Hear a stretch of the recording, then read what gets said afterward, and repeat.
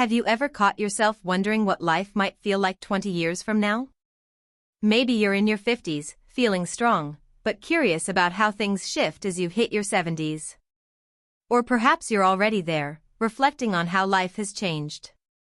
Today, we're diving into a question that sparks so much curiosity: is aging a privilege? Let's compare life at 50 versus 70, exploring what makes each stage unique and how we can embrace every moment. This isn't about longing for the past or fearing the future, it's about celebrating where you are and where you're headed. We'll walk through the physical, emotional, and social shifts, share some real stories, and uncover ways to thrive at any age.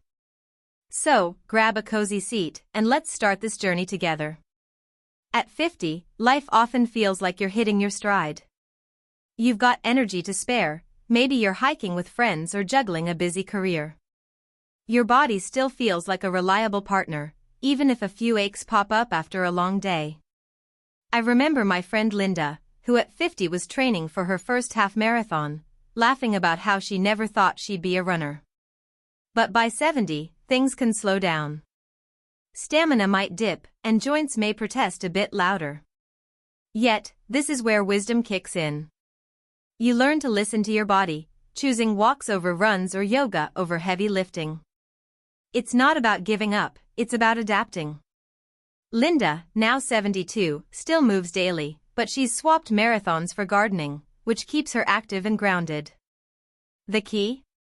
Staying active in ways that feel good. Let's keep this going and explore how our priorities shift as we age. As we move from 50 to 70, what we value starts to crystallize. In your 50s, you're often chasing goals, maybe a promotion, a dream vacation, or getting the kids settled. Life feels like a race to check boxes. But by 70, many find freedom in slowing down. You're not proving yourself anymore, you're savoring what matters. Take my neighbor Tom, who at 52 was all about climbing the corporate ladder. By 68, he was teaching his grandkids to fish, saying those quiet moments by the lake meant more than any corner office. This shift isn't about losing ambition, it's about redefining success. At 70, you might find joy in simpler things: a good book, a heartfelt chat, or a sunny afternoon. The beauty is in choosing what lights you up without the pressure of shoulds. And that brings us to how relationships evolve, which can feel like a whole new adventure. Relationships at 50 and 70 paint a vivid contrast. In your 50s, your social circle is often buzzing: work friends, family events, maybe even book clubs or gym buddies. You're connected, but time can feel stretched thin. I think of Sarah, who at 51 was hosting weekly dinners for her extended family, always the glue holding everyone together.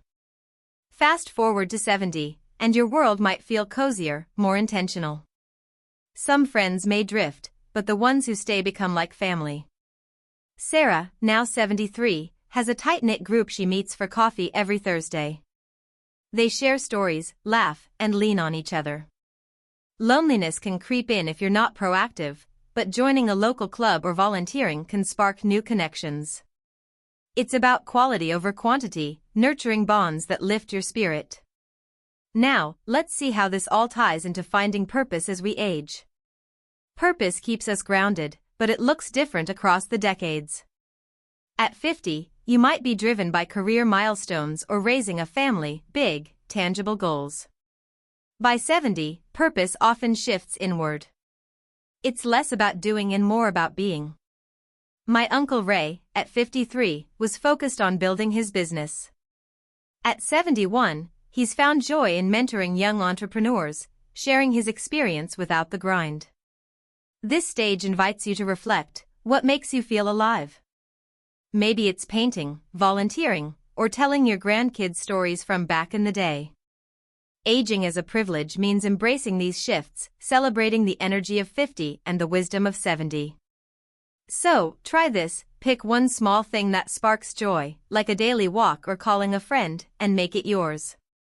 Share your thoughts in the comments. What's changed for you? If this resonated, hit that like button and subscribe to Happiness After 60 for more.